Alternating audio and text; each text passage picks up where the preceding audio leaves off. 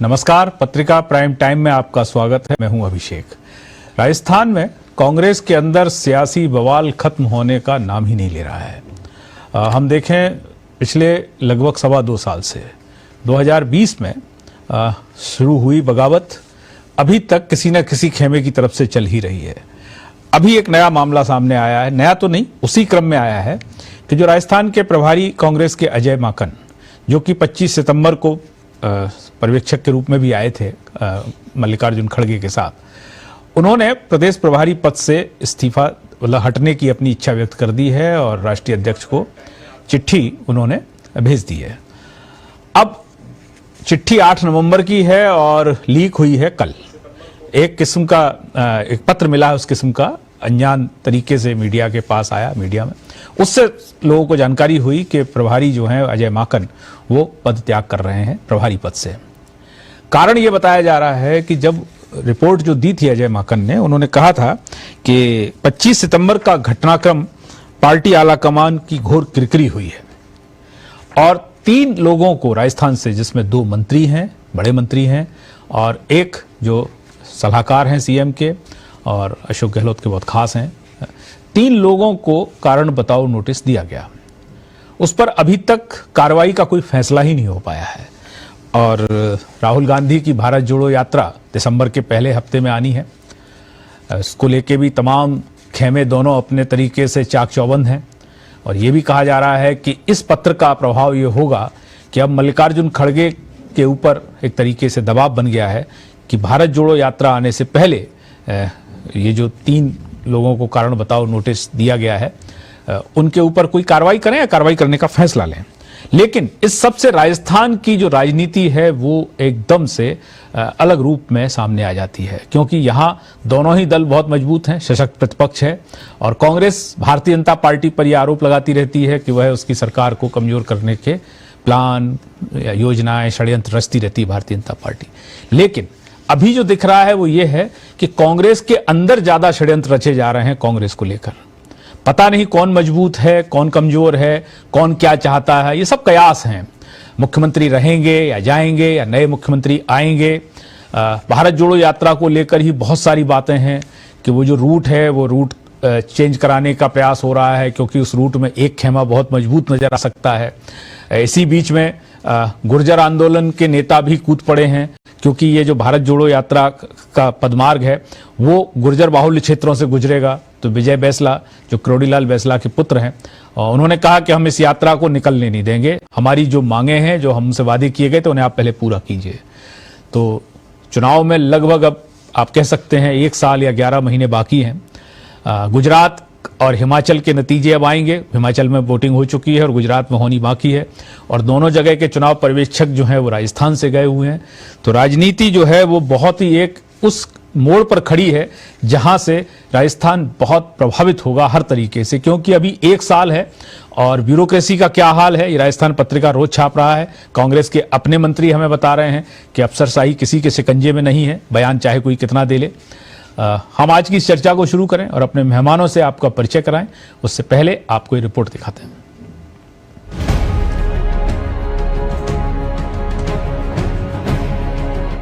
सर्द हवाओं के बीच राजस्थान में सियासी पारा गर्म है। प्रदेश कांग्रेस प्रभारी अजय माकन के पदभार मुक्त होने की पेशकश ने राजस्थान के सियासी ड्रामे में नया क्लाइमैक्स ला दिया है।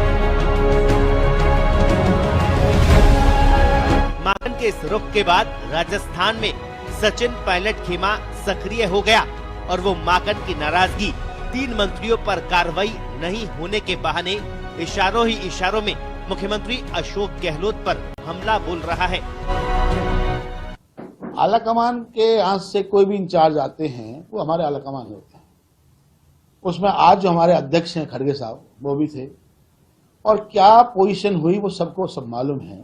किस तरह का ड्रामा रहा, 2-3 घंटे तक हम लोग मुख्यमंत्री आवास पर इंतजार करते रहे और आलाकमान ने यह माना कि इस पूरे प्रकरण में 3 लोग बहुत दोषी हैं और 3 लोगों को 51 दिन तक कार्रवाई नहीं होना, इस वजह से ये आज जो पीड़ा उनकी दिखी है ये बहुत ही गंभीर मसला है।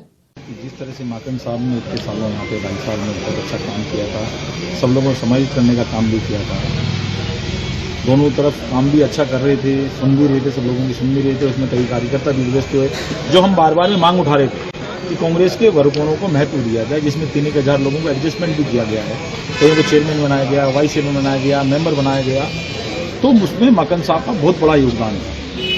उसके लिए कांग्रेस कार्यकर्ताओं की एक नई उम्मीद जगी थी कि जो माकन साहब हैं, जो काम कर रहे हैं, जो कार्यकर्ताओं के लिए काम कर रहे हैं, उन्होंने सब कार्यकर्ताओं को टटोली, लंबे समय तक लंबा अनुभव है उनको काम करने का, और उनके आचार विचार से जो कांग्रेस के कार्यकर्ताओं में एक नई ऊर्जा थी, और इस तरह से उनका इस्तीफा देना और 25 तारीख का जिक्र करना इसलिए देता है कि किस तरह से हाथ थे। अजय माकन की अनुशासनहीनता की रिपोर्ट के 1.5 महीने बाद भी यूडीएच मंत्री शांति धारीवाल, मुख्य सचेतक डॉक्टर महेश जोशी और आरटीडीसी चेयरमैन धर्मेंद्र यादव पर कार्रवाई नहीं होना ही अजय माकन की इस पेशकश के पीछे की अहम वजह मानी जा रही है। बताया जा रहा है कि आलाकमान से मिले नोटिस के जवाब में इन नेताओं ने अजय माकन पर गंभीर आरोप लगाए हैं। कार्रवाई तो दूर, प्रदेश में भारत जोड़ो यात्रा की अहम जिम्मेदारी भी इन्हीं नेताओं को सौंप दी गई है। खास तौर पर धर्मेंद्र राठौड़ यात्रा का रूट चार्ट निर्धारित करने वालों में शामिल हुए। इससे खफा होकर माकन ने खुद को राजस्थान का प्रभारी रहना ठीक नहीं समझा। ऐसे में उन्होंने गत 8 नवंबर को कांग्रेस अध्यक्ष मल्लिकार्जुन खड़गे को पत्र लिखकर भारत जोड़ो यात्रा के राजस्थान में प्रवेश से पहले दूसरे किसी नेता को प्रभारी पद सौंपने का आग्रह किया। अजय माकन के पत्र की खास बातों पर नजर डालें। उन्होंने लिखा, 25 सितंबर को हुए सियासी घटनाक्रम के बाद राजस्थान के लिए नए प्रभारी की नियुक्ति पार्टी हित में रहेगी। चूंकि भारत जोड़ो यात्रा दिसंबर के पहले सप्ताह में राजस्थान में प्रवेश करेगी और 5 दिसंबर को सरदार शहर में विधानसभा उपचुनाव होना है, इसलिए जितनी जल्दी हो सके एक नए प्रभारी का होना अनिवार्य है। दिल्ली में पार्टी के साथ साथ ट्रेड यूनियन, एनजीओ के साथ मिलकर मुद्दों पर काम करने की इच्छा भी माकन ने जताई। कांग्रेस विचारधारा से जुड़ी माकन की 3 पीढ़ियां, उन्होंने इसका जिक्र किया। खुद भी 40 साल से सक्रिय राजनीति में सक्रिय हैं। राहुल गांधी से अपने रिश्तों का भी उन्होंने पत्र में जिक्र किया है। अजय भी पुराने हमारे कलीग हैं और सही बानों में बहुत दिनों से काम किया उन्होंने कांग्रेस के लिए। अब अगर कोई भी उनको कोई शिकायत है तो वो कांग्रेस प्रेसिडेंट ही उसको दूर कर सकते हैं। कांग्रेस प्रेसिडेंट से ही उनकी बात की थी या वार्ता हुई होगी, हम नहीं कर सकते, मुझे इसकी कोई जानकारी नहीं। राजस्थान में भारत जोड़ो यात्रा की एंट्री से पहले अजय माकन के तेवर ऐसे ही सामने नहीं आए। इसके पीछे सोची समझी रणनीति है। राजनीतिक जानकारों की माने तो राजस्थान पर फैसला भारत जोड़ो यात्रा की प्रदेश में एंट्री से पहले ही हो सकता है। ऐसे में पायलट खेमा और खुद अजय माकन प्रेशर पॉलिटिक्स का इस्तेमाल कर रहे हैं। उधर राजस्थान के सियासी हालात कांग्रेस अध्यक्ष मल्लिकार्जुन खड़गे से छिपे नहीं हैं। उनकी आंखों के सामने 25 सितंबर को जयपुर में सीएम आवास पर विधायक दल की बैठक के दौरान सियासी घटनाक्रम हुआ। इसके बावजूद अनिर्णय की स्थिति से राजस्थान में सियासी माहौल बिगड़ रहा है। अब देखना ये होगा कि खेमों में बटी कांग्रेस में सत्ता का संग्राम कहां जाकर रुकेगा, और देखना ये भी दिलचस्प होगा कि इस लड़ाई में कौन बाजी मारता है। स्पेशल रिपोर्ट, पत्रिका टीवी। तो आइए अपने मेहमानों से आपका परिचय कराते हैं। हमारे साथ कांग्रेस से पंकज शर्मा जी हैं, हमारे साथ भारतीय जनता पार्टी से मदन प्रजापति जी हैं, टेलीफोन लाइन पर वरिष्ठ पत्रकार अनंत मिश्र जी रहेंगे, और स्टूडियो में हमारे साथ वरिष्ठ पत्रकार एवं राजनीतिक विश्लेषक हमारे साथी हरीश पारासर जी हैं। सभी मेहमानों का बहुत बहुत स्वागत, अभिनंदन। हम सबसे पहले पंकज जी के पास चलेंगे। पंकज जी,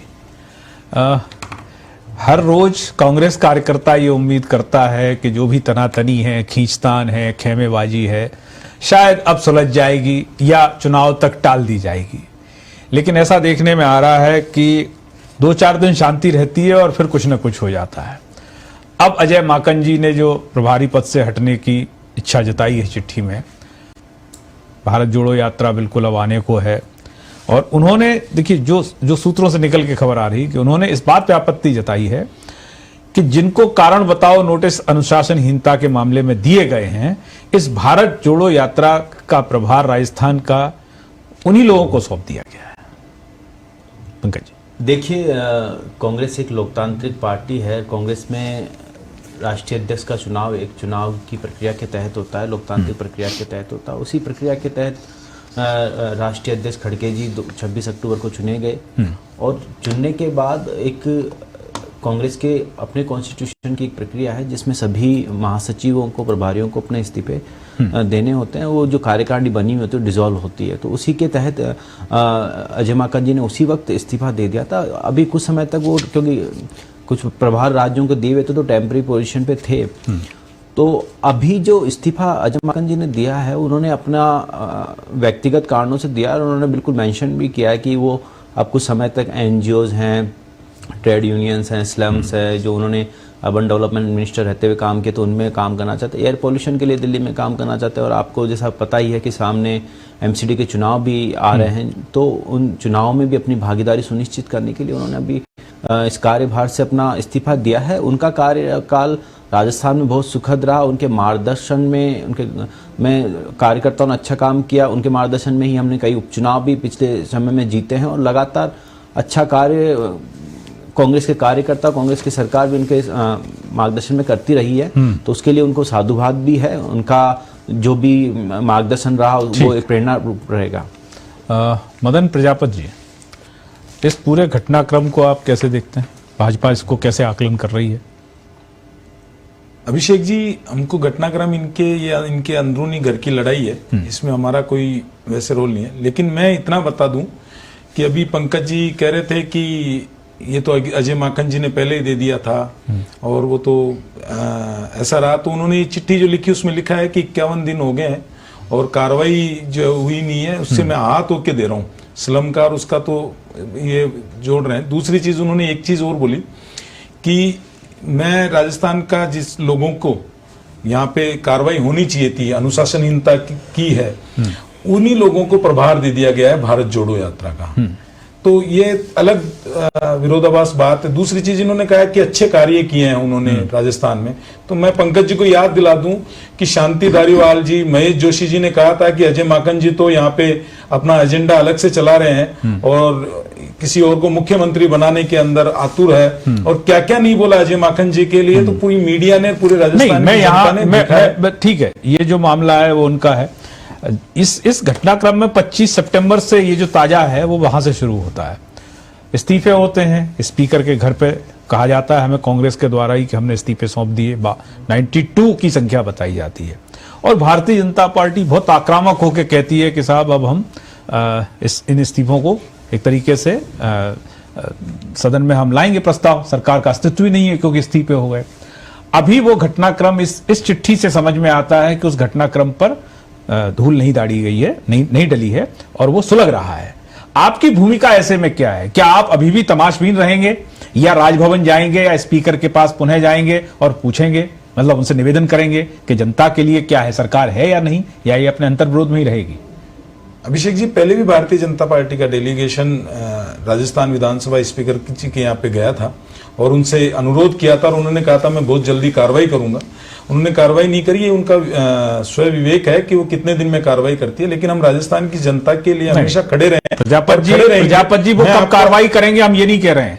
आप कार्रवाई के लिए पूछने बार बार जाएंगे कि नहीं? आप 25 दिन हो गए आपको गए हुए, अरे और राजभवन भी आप जो है बार बार, आप ही ने कहा था आपके नेताओं ने कि हम जो है मांग करेंगे, जाएंगे, पूछेंगे, कुछ नहीं, चुपचाप से तमाशबीन की तरह है आप। अभिषेक जी, ऐसा नहीं है। राजभवन भी जाएंगे, विधानसभा के अध्यक्ष जी से भी मिले थे और दोबारा मिलेंगे, और जब विधानसभा चलेगी तो विधानसभा के अंदर भी आवाज उठाएंगे, और अगर विधानसभा में नहीं सुनी गई तो सड़क में भी आवाज उठाएंगे। लेकिन मैं एक छोटी सी बात कह के खत्म कर देता हूं अभिषेक जी। किस्सा कुर्सी का आजादी के बाद में सबसे बड़ा किस्सा कुर्सी का राजस्थान में चल रहा है, और इस किस्सा कुर्सी के वो तो राजस्थान के सबको अंदर पता है, लेकिन जो उसके जनता तमाशे पिस रही है, उसके और तमा- अलग अलग नहीं, इनके नहीं, प्रवक्ता नहीं, आके नहीं, यहाँ पे बोल के जाते हैं वो सबको और पता है। तीसरी चीज मैं लास्ट ये बताऊं, प्रजापत साहब- एक ऐसी पार्टी है जिसका राष्ट्रीय अध्यक्ष कोई बनना नहीं चाहता, प्रजापत जिसका साहब, प्रभारी कोई रहना नहीं चाहता। हमारा सवाल ये है ही नहीं कि उनका राष्ट्रीय अध्यक्ष उन्होंने अपना राष्ट्रीय अध्यक्ष चुन लिया है। हम आपसे सवाल कर रहे हैं कि प्रतिपक्ष की भूमिका क्या है। प्रतिपक्ष कांग्रेस भूमिका ये है, कांग्रेस की मैं स्थिति बताता साफ हूं, नजर आ रही मैं है कि उनके प्रतिपक्ष की अंतर्विरोध इतने हैं। 92 के इस्तीफे हमें बताए गए कांग्रेस के द्वारा कि साहब 92 के इस्तीफे हमने सौंप दिए हैं। आप लोग उन इस्तीफों को लेके, भाई भारत में सारे कानून, नियम, कायदे, कानून है ना, कम से कम आप मांग तो करिए, जाइए तो निवेदन तो करिए। आप सिर्फ एक 25 दिन हो गए आपको, आप मिलके आ गए। अभिषेक जी मिलके नहीं आए, बोल के आए, और बिल्कुल वहां बोल के आए। और हमारी विपक्ष की भूमिकाएं जो है ना वो राजस्थान चलिए। में दृढ़ है। हमने अभी तक जो जितने आंदोलन किए हैं वो इस सरकार के खिलाफ पहले कभी नहीं हुए होंगे। ठीक है। हमारे साथ अनंत मिश्र हैं टेलीफोन लाइन पर। अनंत जी, आपको आवाज आ रही है हमारी? जी आ रही है। ये जो हर रोज एक नया तमाशा हमें देखने को मिलता है, कभी असंतोष के नाम पे, कभी खेमेबाजी के नाम पे, अब एक चिट्ठी 8 नवंबर की लीक कर दी गई है। बताया ये भी जा रहा है कि चूंकि नए राष्ट्रीय अध्यक्ष आए तो वो सारे पद तो वैसे ही इस्तीफे दे दिए गए, लेकिन इस चिट्ठी के लीक करने का क्या मतलब सियासी मायने हो सकते हैं? ठीक है अभिषेक जी, जो राजस्थान में अशोक गहलोत और सचिन पायलट गुटों के बीच 2.5 साल से खींचतान चल रही है, इसके बीच में सीधे सीधे अब आला कमान भी कूद पड़ा है। पर्दे के पीछे आला कमान दोनों नेताओं में से कभी किसी को सह देता रहा, कभी किसी को सह देता रहा।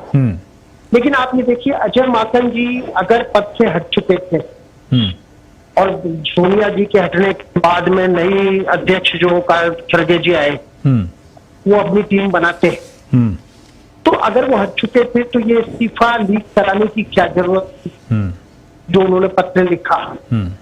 इसके पीछे सीधे सीधे समझने की गणित है कि सोनिया जी ने जब खड़गे जी को पर्यवेक्षक के रूप में भेजा था, गहलोत खेमे ने उनको बेरंग लौटा दिया था। अब खड़गे जी अध्यक्ष बन गए, उनको साबित करके दिखाना है कि वो अध्यक्ष है।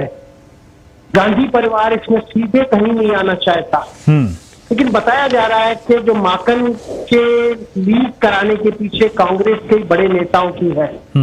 ये जो शहमात का खेल चल रहा है ना, कि केसी वेणुगोपाल जी कहते हैं कि 2 दिन में मुख्यमंत्री का फैसला हो जाएगा, आज 50 दिन हो गए उसको। अब कांग्रेस आलाकमान के सामने चिंता यह है कि अभी एक तरफ गुजरात चुनाव है, दूसरी तरफ राहुल गांधी की यात्रा है, लेकिन दूसरा खेमा सचिन पायलट खेमा तब तक इंतजार करने के मूड में नहीं लगता। और उन्होंने सीधी वहां आलाकमान को बता दिया है कि 2 दिन की जो आपने कही थी उस पे अमल करके दिखाइए। कांग्रेस नेतृत्व उसको नजर आना चाहिए कि कांग्रेस नेतृत्व ने जो कहा उसको करके दिखाया। लेकिन अब फिर वही सवाल उठता है कि 2 राज्यों में जिस पार्टी की सरकार बची हो उसके लिए सरकार बचानी तो प्राथमिकता हो। अनंत जी, वो जो 92 इस्तीफे, अब पता नहीं 92 हैं, 72 हैं, 62 हैं, कितने, हम संख्या पर नहीं जाते, लेकिन इस्तीफे तो हुए थे। उनमें से लेके विधायकगण सामने तो नहीं आए कि भाई हमने अपने इस्तीफे वापस ले लिए हैं। तो क्या राजनीति अभी एक तरीके से इसका दूसरा पार्ट आना शेष है? अभी चिट्ठी लीक हुई है, इसके बाद फिर कुछ होना शेष है? बिल्कुल अभिषेक जी, आपने सही कहा कि जो क्लाइमेक्स कब होगा और किस तरीके से होगा इसका सबको इंतजार है। जो राजस्थान में कांग्रेस का ड्रामा चल रहा है उसमें सचिन पायलट मुख्यमंत्री बनेंगे कि नहीं बनेंगे, अशोक जी हटेंगे कि नहीं हटेंगे, अशोक जी हटेंगे तो क्या कोई तीसरा बनेगा पंजाब की तरह। ये कई सवाल ऐसे हैं जो आला कमान भी नहीं सुलझा पा रहा है। एक तरफ उसकी सरकार है, एक तरफ उसको पार्टी का भविष्य देखना है। भविष्य के नेता के रूप में सचिन पायलट नजर आते हैं, लेकिन अशोक गहलोत को हटाया तो जैसे 92 लोगों ने विधायक इस्तीफे दिए थे, कितने लोग फिर विरोध में आ जाएंगे।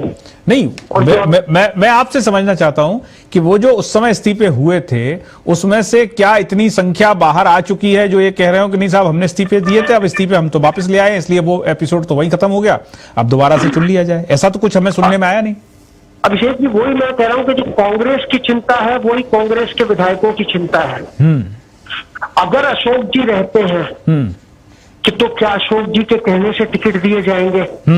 और जिन लोगों ने इस्तीफे दे दिए वो आज अगर बाहर आके कहते हैं कि हमने गलती से इस्तीफे दे दिए, तो क्या उनको टिकट मिलेंगे?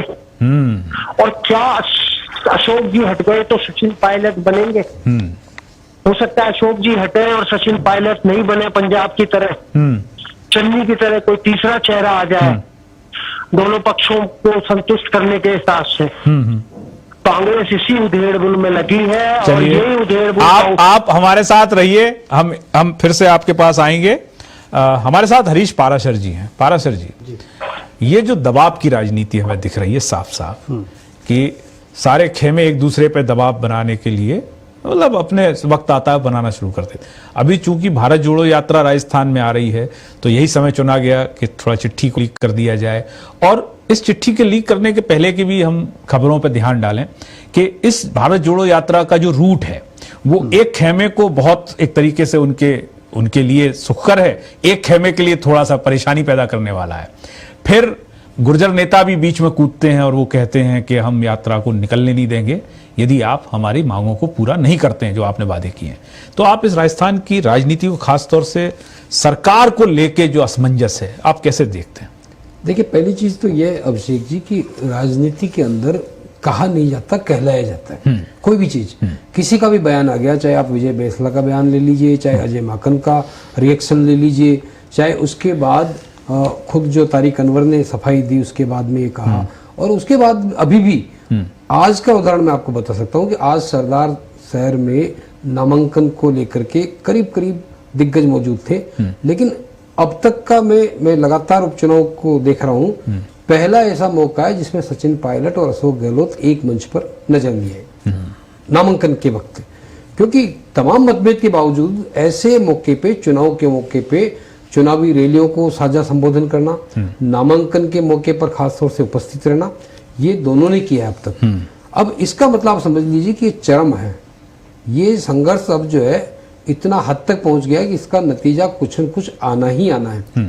चाहे जो अभी अनंत जी कह रहे थे कि चाहे अशोक गहलोत रहेंगे चाहे नहीं रहेंगे, सचिन पायलट बनेंगे नहीं बनेंगे या कोई तीसरा बनेगा, लेकिन जिस तरफ आपने इशारा किया कि अब क्या भारत जोड़ो यात्रा को लेकर के माहौल बनाया जा रहा है, जाहिर तौर पे बनाया जा रहा है, क्योंकि कुछ लोग ये बताने की कोशिश करेंगे कि अगर इस भारत जोड़ो यात्रा में गड़बड़ी होती है, जैसा कि पहले से ही बयानबाजी हो गई है, तो फिर उसके लिए वो खेमा जिम्मेदार होगा जिसको पुष्कर के लिए भी जिम्मेदार ठहराने की कोशिश की गई। वो फोटो भी बाहर आ गए हैं, बिल्कुल, जिसमें सीएम के जो खास हैं आरटीडीसी के अध्यक्ष धर्मेंद्र राठौड़, जो अनुशासनहीनता का उनको नोटिस मिला हुआ है, उन्होंने जवाब भी दे दिया लेकिन कार्रवाई पर फैसला होना बाकी है, वो विजय बैंसला के साथ मिल रहे हैं और ये फोटो भी उन्होंने एक तरीके से सोशल मीडिया में डाला है। फेसबुक पोस्ट पे इसको साझा भी किया और ये कहा कि मैं जन्मदिन के मौके पर गया था और मैं उनसे मुलाकात, ये सारी चीजें कही। लेकिन आप देखिए शिकायत करने कौन गए खड़गे जी के पास? महेश शर्मा जो विप्र कल्याण बोर्ड के अध्यक्ष हैं और सचिन पायलट के बहुत नजदीकी माने जाते हैं, कांग्रेस के संगठन महामंत्री भी रह चुके हैं सचिन पायलट के अध्यक्ष रहने के दौरान। तो इसका मतलब यह है कि एक खेमा अगर एग्रेसिव हो रहा है तो दूसरा खेमा फिलहाल चुप नजर आ रहा है। आपको देखिए हमेशा ही हो रहा है, जब अशोक गहलोत खेमे की तरफ से कुछ उछाल आता है तो दूसरा खेमा साइलेंट हो जाता है। जब इधर से कुछ आ रहा है, अभी हमने देखा, अभी वेद प्रकाश सोलंकी भी कह रहे थे, अभी हमने ये भी देखा कि खिलाड़ी लाल बेरवा ने कल साफ कहा कि अब बहुत ज्यादा डिले नहीं करना चाहिए।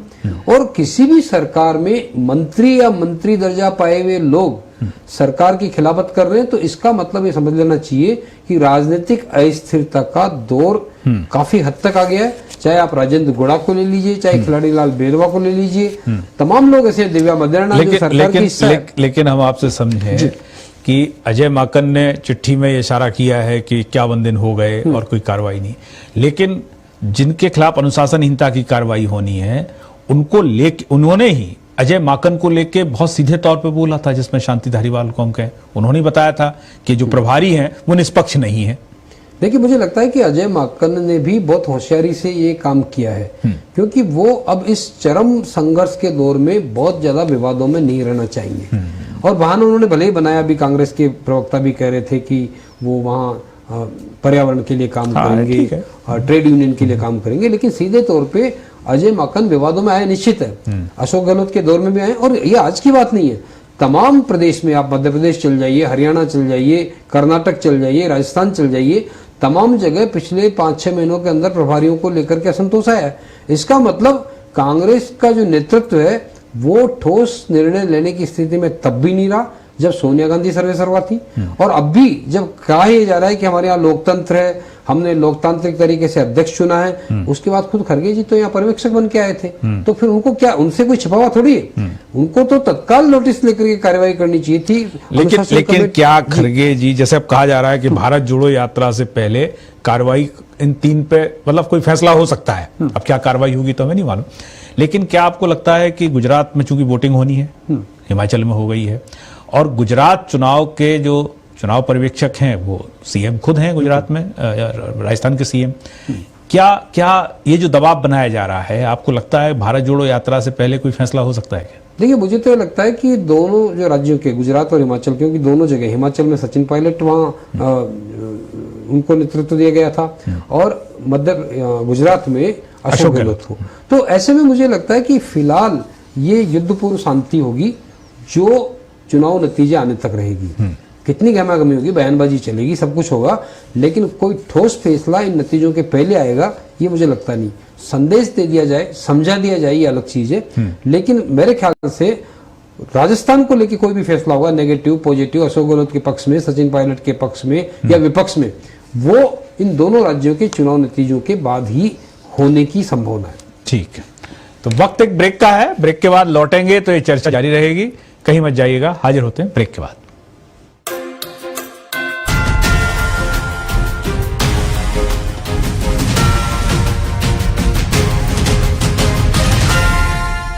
सुनो जी, अपना एक प्लॉट ले लेते। जयपुर में कहाँ है अच्छी लोकेशन के प्लॉट? है ना, JTL आई है शहर की बेस्ट लोकेशन पर भूखंडों की ई नीलामी, जिसमें अनुपम विहार, विद्याधर नगर, आनंद लोक योजना, न्यू आनंद लोक गोदाम योजना, Rohini Nagar, new Atish market, West Way Heights JDA योजना, लाल कोठी योजना, SMS hospital underpass, APJ Abdul Kalam Nagar, new Atish market विस्तार योजनाओं जैसी प्राइम लोकेशन पर विभिन्न साइजों के आवासीय, व्यवसायिक, मिश्रित व दुकान उपयोग के लिए भूखंड ई नीलामी के माध्यम से उपलब्ध है। भुगतान के लिए लगभग 1 वर्ष तक का समय मिलेगा और एक मुश्त भुगतान पर 2% की छूट ई नीलामी JDA द्वारा नवंबर माह में की जा रही है। अधिक जानकारी के लिए कॉल करें 9462569696 पर।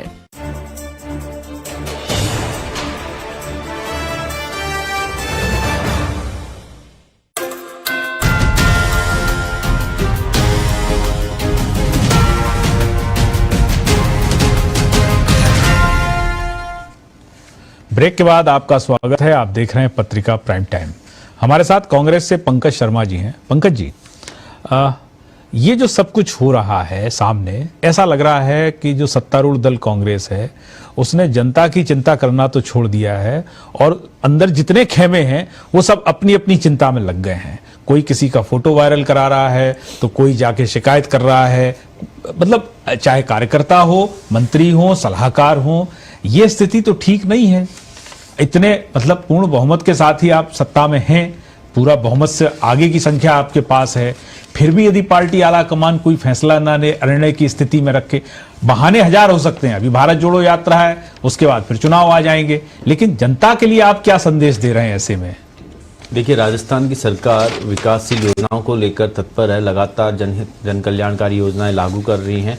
और जो आप कह रहे हैं कि कांग्रेस में तो कुछ बातों को लेकर सहमत असहमत हुआ जा सकता है, जो पिछले कुछ दिनों में हुई, लेकिन इसका मतलब ये नहीं कि बहुत ज़्यादा मनभेद हैं, किस तरीके का कोई इशू है। और जो भी छोटी मोटी असहमतियां थी वो ऑलरेडी पूर्ण हो चुकी हैं, जिन पे संगठन महासचिव केशव वेणुगोपाल जी ने भी अपना स्टेटमेंट दे दिया है। उसके बाद में जो हुआ वो आप मीडिया वालों को सबको पता है कि मुख्यमंत्री जी ने अपनी बात रखी, बाकी सभी लोगों ने भी अपनी बात रखी, तो वो चैप्टर अब क्लोज हो चुका है। अभी राजस्थान की सरकार लगातार विकास के काम करवाने में तत्पर है। इसके अलावा जो सरदार शहर उपचुनाव है वो सेमीफाइनल हम जीतने की तैयारी कर रहे हैं। उसको जीतने के बाद 2023 के चुनाव में हम लगातार काम करेंगे। विकास के नए जो और भी कुछ रह गया है, बजट की आने वाला है हमारा, बजट में मुख्यमंत्री जी ने युवाओं को फोकस करके बजट बनाने की मंशा जाहिर की, उसमें लोगों से सुझाव भी मांगे हैं। तो एक अच्छा बजट हम लोग राजस्थान को देंगे और उसके बाद चुनाव में जाएंगे। राजस्थान में वापस राजस्थान की सरकार रिपीट होगी कांग्रेस की। बजट जब तक आएगा तब तक और क्या क्या नहीं हो जाएगा हमें पता नहीं, क्योंकि आप ही के नेता, अभी तक आप हमेशा आरोप भारतीय जनता पार्टी पे लगाते रहे कि देखिए ये सारे प्रपंच रचते हैं। अभी 25 सितंबर से पहले से लेकर अभी तक तो वो खामोश हैं और हम उनसे बार बार यही पूछ रहे हैं कि भाई आप सक्रिय क्यों नहीं हो रहे हैं। सवाल जनता का है, सवाल सरकार का है कि सरकार कितनी मजबूत है, कितनी अस्थिर है, कितना उसका अस्तित्व है। सवाल ये है कि अभी प्रमोद कृष्णम जी आए थे आपके, आप ही के पार्टी के क्या छोटे क्या बड़े नेता, अभी देखिए अभी 2 के बयान तो हमने सुनवा दिए थे जो मंत्री हैं कि, तो इस तरीके से सरकार पर क्या, सरकार का जो इकबाल है वो और मजबूत होता है क्या? जबकि आपके मंत्री आरोप लगा रहे हैं कि अफसर तो हमारी सुनते ही नहीं है, और भारत का इतिहास उठा के देख लिए, अफसर उसी के काबू में रहा है जो मजबूत रहा है। देखिए, कांग्रेस एक लोकतांत्रिक पार्टी है और कांग्रेस में जो भी कुछ चीज होता है वो लोकतांत्रिक परिवेश में ही होता है, लोकतांत्रिक प्रक्रिया के तहत ही होता है। तो कुछ सहमति असहमति जो भी रही है वो कुछ लोगों ने अपनी जाहिर की, लेकिन इससे कोई संबंध नहीं कि हम किस तरीके से नेता सक्रिय नहीं है। राजस्थान में भले ही राजस्थान के जो भी वरिष्ठ नेता हैं, अशोक गहलोत जी हैं मुख्यमंत्री साहब, सचिन पायलट जी हैं, जो और नेता हैं, वो सबको अपनी अपनी जिम्मेदारियां मिली हुई है। सचिन पायलट साहब हिमाचल प्रदेश में चुनाव प्रचार में लगे हुए थे, अशोक गहलोत साहब गुजरात में चुनाव प्रचार में लगे हुए थे, डोटासरा जी जो रेगुलर के काम हैं राजस्थान प्रदेश कांग्रेस कमेटी के उनको लगे हुए हैं, रघु शर्मा जी को भी गुजरात की जिम्मेदारियां दी हुई हैं। तो सबको अपनी अपनी जिम्मेदारियां बांटी हुई है, सब अपना काम कर रहे हैं। आप पिछले 25 सितंबर के बाद से अखबार उठा लीजिए, आपके नेता जिसमें मंत्री सलाहकार इनके बयान देख लीजिए, एक दूसरे को इस कदर कह रहे हैं जैसे पार्टी के अंदर होता है। सरकार में बैठे हुए 2 मंत्री एक दूसरे को गुलाम बताने लगे कि तुम उनके गुलाम, तुम उनके गुलाम। और जब प्रधानमंत्री आए बांसवाड़ा में तो उस समय सचिन पायलट ने क्या कहा? उन्होंने कहा कि देखिए ऐसा नहीं बोला जाना चाहिए था मंच से।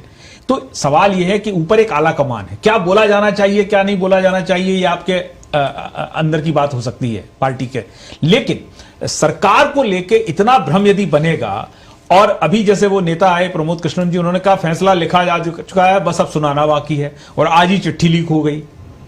देखिए, किसी व्यक्ति विशेष का क्या मत रहता है उसका संगठन से कोई नहीं है। प्रमोद कृष्णन जी का अपना एक व्यक्तिगत विचार किसी चीज को लेकर हो सकता है। प्रमोद कृष्णन जी को एक तरफ नहीं, लेकिन चिट्ठी जो लीक हुई है प्रभारी पद से, ये तो आप मानेंगे? चिट्ठी में भी उन्होंने केवल अपनी और सब्जेक्ट्स को लेकर काम करने की मंशा जाहिर की है, वो एनजीओ के लिए हो, ट्रेड यूनियंस के लिए हो, अर्बन डेवलपमेंट के लिए हो, स्लम्स के लिए हो, ऐसा कुछ उसमें मेरे को जहां तक ऐसा कोई मेरे ज्ञान में नहीं है कि उन्होंने कुछ ऐसा लिखा हो कि जो हम मान लेते उन्होंने लिखा, लेकिन उसके बाद जो मंत्रीगण आपके उस चिट्ठी को लेकर ही जो प्रतिक्रिया व्यक्त कर रहे हैं, मंत्री विधायकों पर ऑलरेडी हमारे प्रदेश अध्यक्ष गोविंद सिंह डोटासरा साहब बिल्कुल क्लियर कह चुके हैं कि जो भी बात रखनी है मंत्रियों को मंत्रिमंडल में रखे, विधायकों को विधायक दल में रखे, लेकिन बाहर किसी तरीके की बात नहीं। और अगर आप कोई बात ऐसी होगी तो उस पर अपनी मंशा जाहिर करते हुए डोटासरा जी कह देंगे उस पर कार्रवाई होगी। आपके केंद्र से केसी वेणुगोपाल ने भी कहा था कि कोई बयानबाजी नहीं करेगा, लेकिन कोई मान नहीं रहा है। इसलिए हमारी चिंताएं हैं, और हमारी चिंताएं इसको लेके नहीं है कि कौन मुख्यमंत्री बनेगा कौन नहीं बनेगा।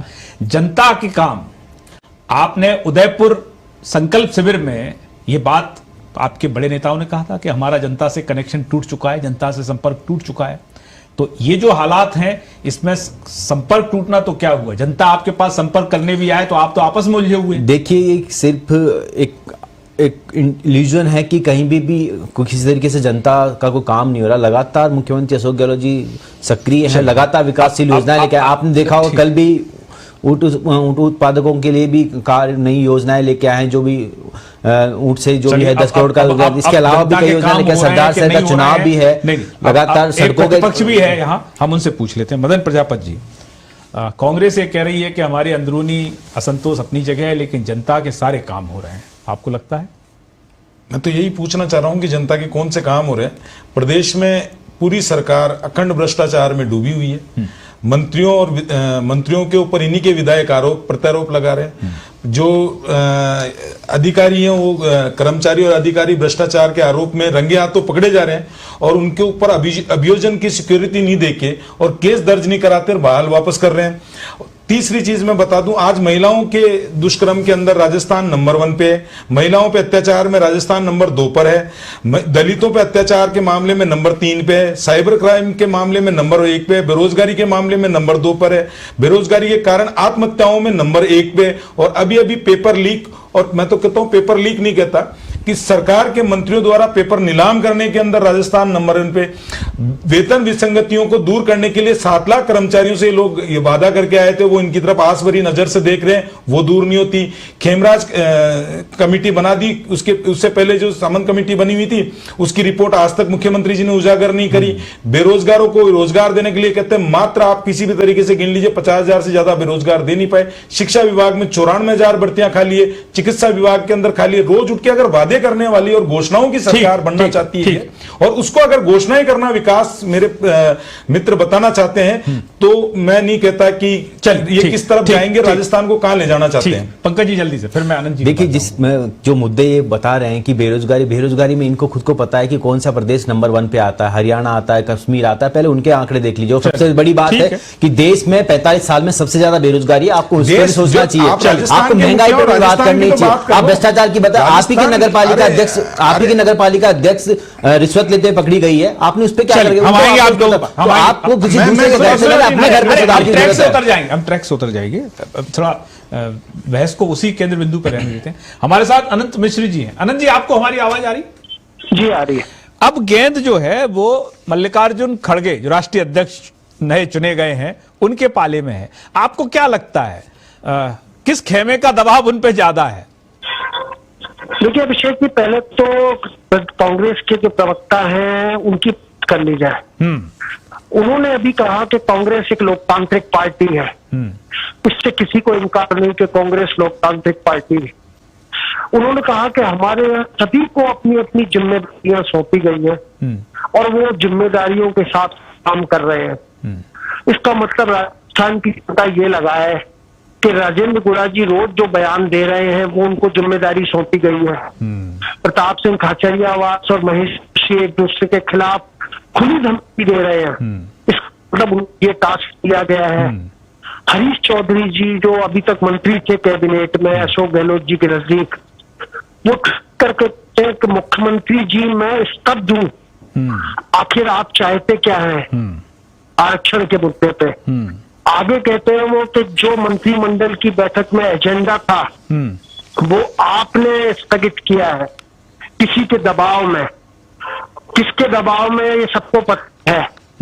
तो इसका मतलब राजस्थान में जो कांग्रेस ने नेताओं को जिम्मेदारी दी है वो निभा रहे हैं अपनी तरीके से। जनता के काम से उनको नहीं है, एक दूसरे को निपटाने की जो जिम्मेदारी दी है पक्ष के नेता अपने अपने तरीके से निभा रहे हैं। तो आपने खड़गे जी के गेंद पाले में है। तो अब खड़गे जी क्या करेंगे, मैं आपसे समझना चाहता हूं, उनके पास क्या ऑप्शन है?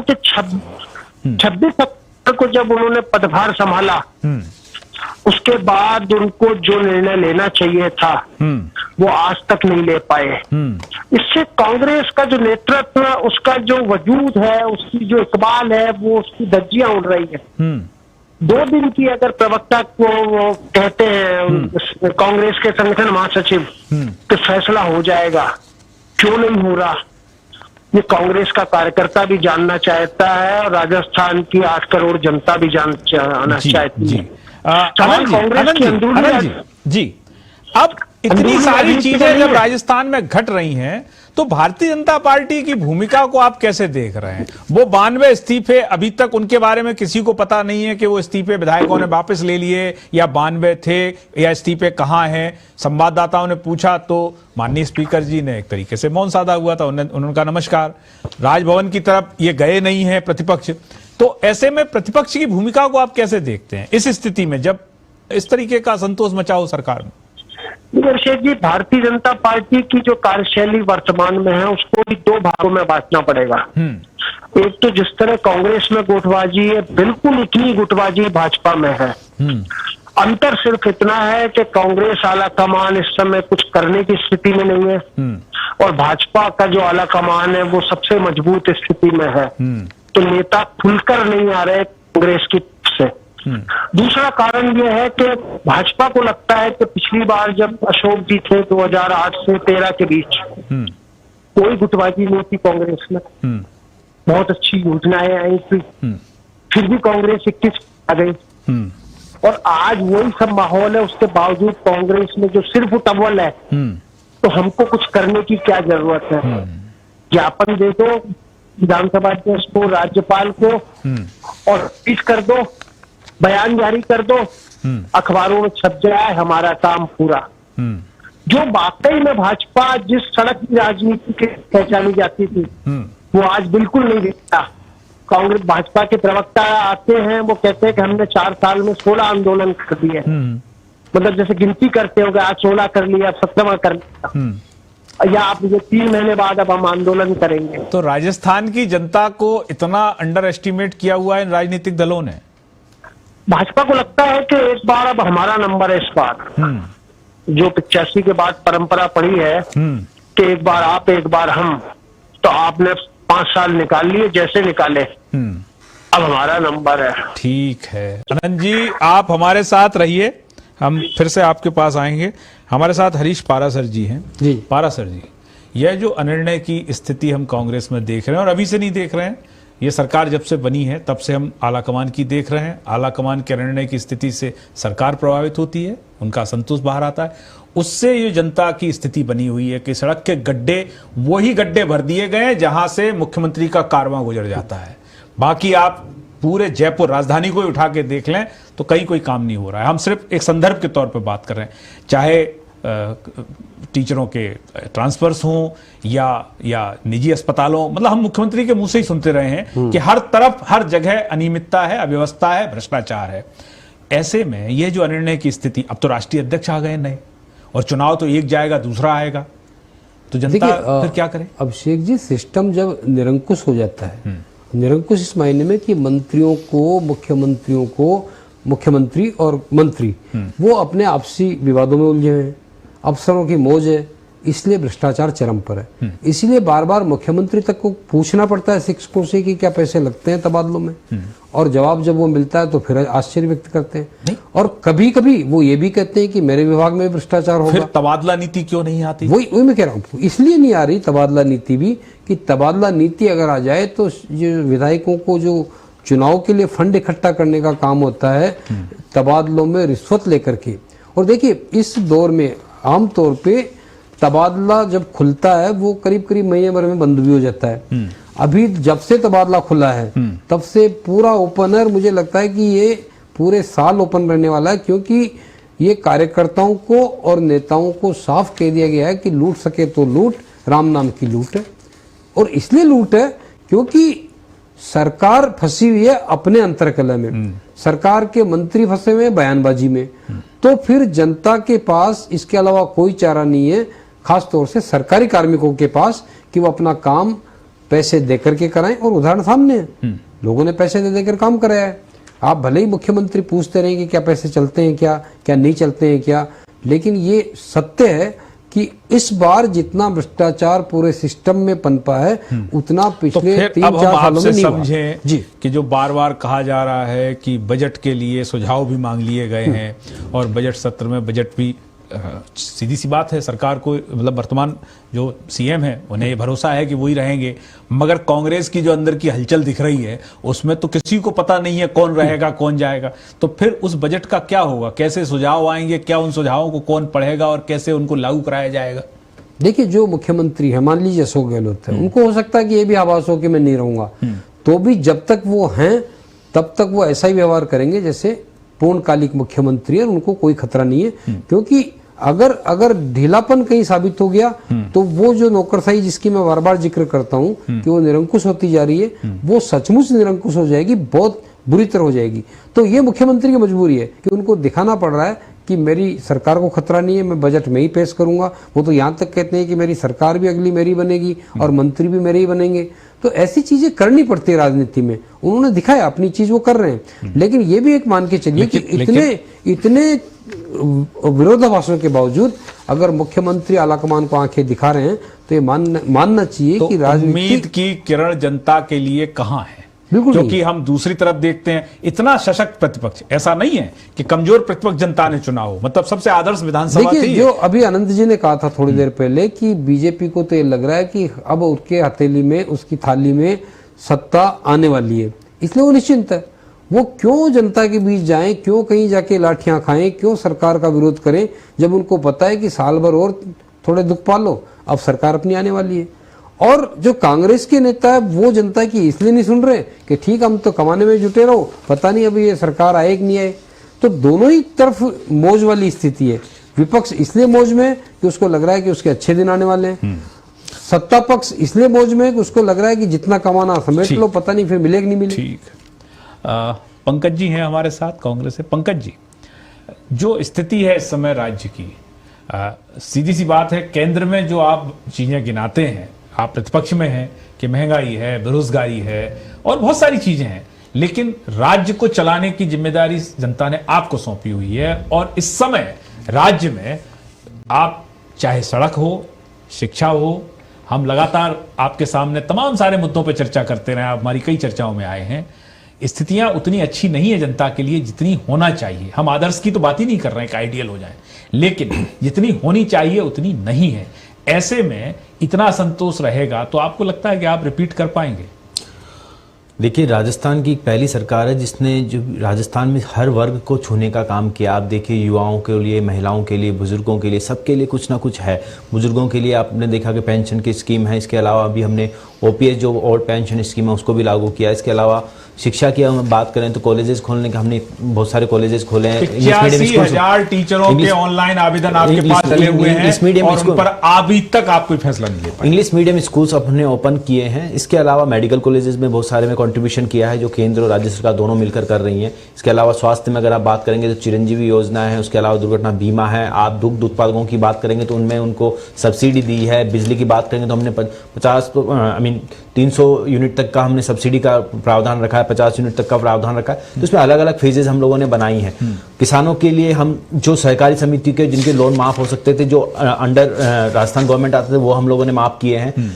इसके अलावा रोजगार की बात करें तो हम लोग लगभग 2.5 लाख से ज्यादा नौकरियां भी दे चुके हैं, कुछ नौकरियां और प्रस्तावित। इसके अलावा 1 लाख आगे आके कहता क्यों नहीं है 1 लाख से सत्ता परिवर्तन नहीं होगा? इतनी बढ़िया सरकार जो आप बता रहे हैं, उसमें तो ऐसा लग रहा है कि इससे बेहतर तो सरकार राजस्थान में कभी आई ही नहीं। 1 लाख से ज्यादा लोग, मैं आपसे यही पूछ रहा हूं, फिर आपका आला कमान आगे आके एक लाइन का वक्तव्य जारी क्यों नहीं करता कि राजस्थान में कोई परिवर्तन नहीं होगा? आप जो बता रहे हैं देखिए, राजस्थान के जो राष्ट्रीय नेतृत्व है, वरिष्ठ नेता हैं, उन्होंने हमारी इस राजस्थान की स्कीम्स की तारीफ की। आपने देखा होगा थोड़े दिनों पहले राहुल गांधी जी ने कहा कि जो राजस्थान में ओपीएस सिस्टम है वो हमने गुजरात में भी वादा किया है, हमने हिमाचल में भी वादा किया है। तो ये अपने आप में मोहर लगाता है कि राजस्थान की सरकार अच्छा काम करे। चिरंजीवी योजना के लिए मुख्यमंत्री जी खुद ने प्रधानमंत्री के सामने सर्टिफिकेट हम प्रतिपक्ष से लें। मदन जी, झुंझुनू में जो प्रदेश कार्य समिति की बैठक हुई, उसमें से जो खबरें निकल के आई, आपकी गुटबाजी भी जो है अब सतह पे आना शुरू हो गई है। वहाँ गुलाबचंद कटारिया ने वहाँ तो नहीं बोला, लेकिन फिर दूसरी जगह सरदार शहर में जाके उसका जवाब दिया। आपके जो केंद्र में मंत्री हैं अर्जुन राम मेघवाल जी, उन्होंने कहा डूबता सूरज देखना बंद करें, सनसेट पॉइंट अंग्रेजों के बनाए गए हैं, उगते सूरज सतीश पूनिया के नेतृत्व में देखना शुरू करो, उगते सूरज को पानी चढ़ाओ।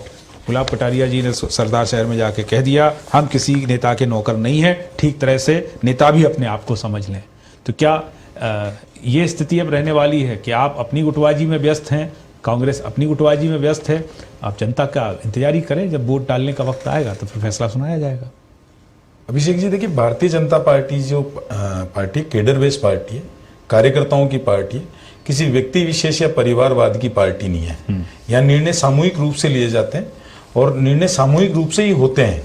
यहाँ संसदीय बोर्ड बना हुआ है, वो संसदीय बोर्ड जो निर्णय लेता है वो सर्वमान्य होते हैं। भारतीय जनता पार्टी के कार्यकर्ता को सपने देखने का अधिकार है, क्योंकि भारतीय जनता पार्टी में सपने पूरे होते हैं। भारतीय जनता पार्टी में कार्यकर्ता को मांगने का अधिकार है, क्योंकि यहाँ मांगने पे मिलता भी है। लेकिन कोई भी चीज से पहले टिकट मांगने की बात हो तो मांगने वाले 10 हैं, क्योंकि हमारा कुनबा बड़ा है, काबिलियत है। लेकिन उसके बाद में किसी एक व्यक्ति को दे दिया जाता है तो 4 मिलकर उसका समर्थन करते हैं, उसका सहयोग करते हैं। ये फर्क है भारतीय जनता पार्टी और कांग्रेस में। जैसा कि कांग्रेस की स्थिति आज ऐसी है कि सचिन पायलट जी को मुख्यमंत्री का चेहरा बना के चुनाव लड़ा, अशोक गहलोत जी वहां से जाके एक सर्टिफिकेट ले आते हैं, राहुल गांधी का हर बार वो मुख्यमंत्री बन जाते हैं। और जो काम उन्होंने किया है, उन जनता को जो दिखाया कि नहीं हम सचिन पायलट जी को बनाएंगे, तो वो तो बात धुलमिल हो गई। उसके बाद में मेरे मित्र कह रहे थे कि बहुत सारी चीजें इनकी पार्टी के अंदरूनी मामला है, मैं छोड़ देता हूं, लेकिन उन्होंने जनता के लिए बोला बिजली हम मुफ्त रहे।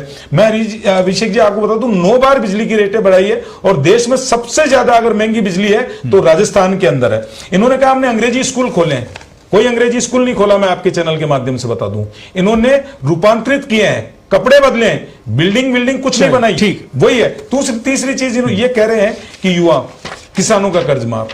राहुल गांधी जी यहां बोल के गए थे 27 लाख युवाओं के लिए कि हम लोग बेरोजगारी भत्ता देंगे, आज तक बेरोजगारी भत्ता नहीं मिला। किसानों का संपूर्ण कर्जा माफ, आप देखिए, संपूर्ण कर्जा आप माफ बहुत नहीं हुआ। लंबी लिस्ट लेके बैठे हैं, लेकिन आपकी पार्टी सड़क पर नहीं नजर आ रही है। मैं वो भी बता देता हूं, सदन की मांग नहीं कर रही जवाब भी है, मैं तो देता हूं जनता आपको। के दुखों का कोई हल हमें आपकी तरफ से भी आता हुआ दिख नहीं। हम आएंगे, आपका समय कम है। हमारे साथ हरीश पाराशर जी। पाराशर जी, ये जो झुंझुनू में प्रदेश कार्य समिति की बैठक में भारतीय जनता पार्टी की खेमेबाजी सामने आई और कांग्रेस की तो जंग जाहिर है सामने है, आपको क्या लगता है ये जो अब चुनाव के बीच का समय है, ये ऐसे ही गुजार देंगे ये लोग?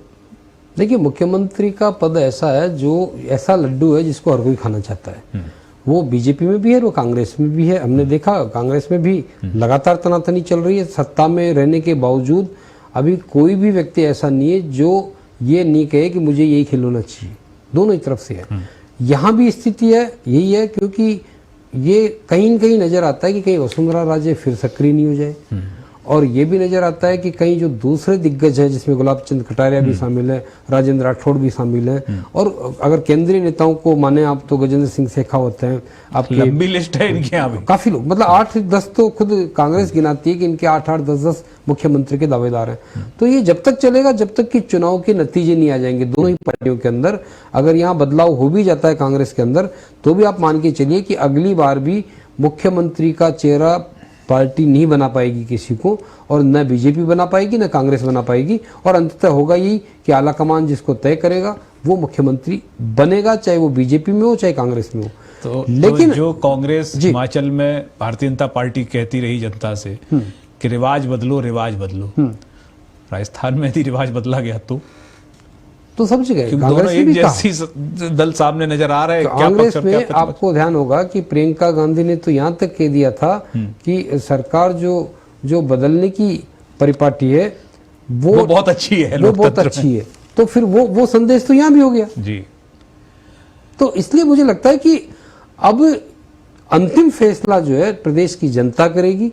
जनता जिसने पिछले 4-5 साल से लेकिन पाराशर जी बहुत एक जब समस्याओं को हम देखते हैं, हम तो फिर भी राजधानी में बैठे हैं, राजधानी में बैठा हुआ नागरिक उसको थोड़ा बहुत कुछ उसकी समस्या का समाधान हो जाता है 2-4-5%। लेकिन जैसे ही आप 10 किलोमीटर दूर उतरते हैं, चाहे लंपी वायरस रहा हो, चाहे सड़क की गड्ढे रहे हों, चाहे स्कूलों की बात रही हो, चाहे बिजली का बिल जो जितना आता रहा है, हर तरीके से चाहे तृतीय श्रेणी कर्मचारी टीचरों के तबादले रहे हों, उनके तो आवेदनों की ओर देखा तक नहीं गया है। आज एक फोटो वायरल हो रहा है कि शिक्षा मंत्री के दरवाजे पे लिखा हुआ है कि भाई ट्रांसफर्स के लिए ना मिले।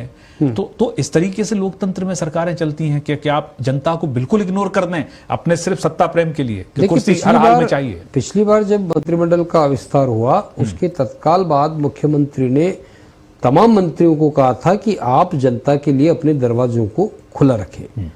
अब आप सबसे सीनियर मंत्री शांति धारीवाल के आवास पे चले जाइए, वहां बिना वहां से हरी झंडी मिले आपका दरवाजा नहीं खुलता।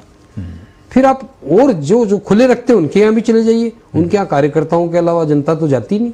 कार्यकर्ता पर्चियां लेके जाते हैं, दलाली का काम करते हैं, और अंततः फंसती कौन है? जनता, जिसका काम हो ही नहीं रहा। वो इन्हीं नेताओं के चक्कर लगाती है, छोटे भैया के, इन्हीं के पास जाके काम करवाती है, जिसमें तबादलों से लेकर के और तमाम जो काम अटके हुए हैं वो सब शामिल है। तो इसलिए अब मैं बार बार इसीलिए मैं कह रहा हूं इसको कि जनता जब बहुत ज्यादा पीड़ित हो जाती है या तो बहुत ज्यादा प्रसन्न होगी तो आपको रिपीट कर देगी, और अगर जनता पीड़ित है तो फिर लोग ये ख्वाब देखना बंद कर दें कि वो वापस सत्ता में आ जाएंगे कहीं के भी। आप चाहे हिमाचल के नतीजे देख लीजिए। अब हम आपसे समझें कि जैसे जो पंजाब में हुआ कि दोनों ही दल वहां ऐसी स्थिति में थे तीनों, और वैसी स्थितियां आप यहां दिख रही हैं जो इनके अंदर के असंतोष हैं। तो फिर वहां 2 और 3 की लड़ाई में चौथा मौज कर गया। आपको लगता है कि इस तरीके की स्थितियां आज नहीं कल बनने लगेंगी? देखिए, मौज तो यहाँ भी हुआ था अभिषेक जी, आप पिछला नतीजा देख लीजिए। अगर बीएसपी की 6 सीटें अलग मान लो, आप बीटीपी की सीटों को गिन लो और निर्दलियों को गिन लो, तो कांग्रेस तो सत्ता में थी नहीं। कांग्रेस तो 99 पे आके अटक गई थी ना। तो वो बहुमत तो आपने खेल करके किया, आपने बिल्कुल दल बदल करवा लिया, एक तरह से पूरा का पूरा विलय करवा लिया, दल बदल भी नहीं। और उसकी कानूनी व्याख्याएं अब करते रहो आप। अभी तो यही तय नहीं हुआ कि ये विलय सही था कि नहीं था। विधानसभा अध्यक्ष आपका, उसने मान्यता दे दी, वही तय नहीं हुआ और अभी ये 92 इस्तीफे, हाँ, इनका तय नहीं हुआ। तो जनता कहाँ जाए? इनके बारे में पता करने के लिए जनता कहाँ जाए? क्योंकि जिनको जिम्मेदारी सौंप रखी है वो भी देखिए खामोशी अभिषेक बरत जी, रहे हैं। बीजेपी की बड़ी जिम्मेदारी थी ऐसे माहौल में कि प्रमुख विपक्षी दल होने के नाते वो पूरा प्रेशर डालती, राज्यपाल से मिलती, राज्यपाल से कहती कि सरकार में हमें भरोसा नहीं है, हम अविश्वास प्रस्ताव लाएंगे। क्यों नहीं लाते आप? ठीक है, सरकार समय थोड़ा सरकार जो कम होशियार है, हो। इसका जवाब हम मदन जी से ले लें। मदन जी, आपकी जिम्मेदारी ज्यादा है इस स्थिति में, जब आप एक लंबी फहरिस्त गिनाते हैं और जनता के पास तो फहरिस्त क्या, वो तो भोग रही है तमाम समस्याओं को। अभिषेक जी, हमारी जिम्मेदारी, आपकी बात से सहमत हूँ, ज्यादा है और बहुत ज्यादा है। और अगर ये हमारी जिम्मेदारी नहीं होती, अगर हमने जिम्मेदारी नहीं निभाई होती, तो आज सरकार इससे ज्यादा निरंकुश हो जाती। आज आप देखिए, इन्होंने तबादला उद्योग, मैं तो ये कहता हूं तबादला उद्योग लगा रखा। उजागर कौन कर रहा है? हम कर रहे हैं। लेकिन तबादला उद्योग तो आपके समय में भी था ना, तबादला नीति आप लाए ना तबादला नीति ये लाए। बातें जितनी भी कर, मैं बताता हूं आपको, तबादला नीति नहीं थी, लेकिन उसके बाद भी शिक्षकों के जो ट्रांसफर हुए थे वो काउंसलिंग से हुए थे। अभिषेक जी, पहली बार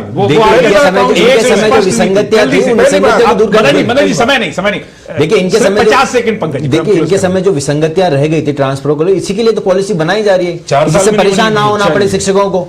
पॉलिसी बनाई जा रही है और पॉलिसी जो है वो जनता उस पॉलिसी को देख रही है। सिर्फ एक पॉलिसी है कि कैसे भी सरकार बची रहे, कुर्सी बची रहे, सरकार भी नहीं कुर्सी बची रहे। तो आज की इस चर्चा में भाग लेने के लिए सभी मेहमानों का बहुत बहुत धन्यवाद। इटली के राजनीतिक विचारक और दार्शनिक मैकियावेली का कहना है, दिया गया वचन अतीत की एक आवश्यकता थी, टूटा हुआ वचन वर्तमान की एक आवश्यकता है। तो चलते चलते आपको छोड़े जाते हैं कार्टून ऑफ द डे के साथ। कल फिर मुलाकात होगी, बने रहिए पत्रिका टीवी के साथ। नमस्कार।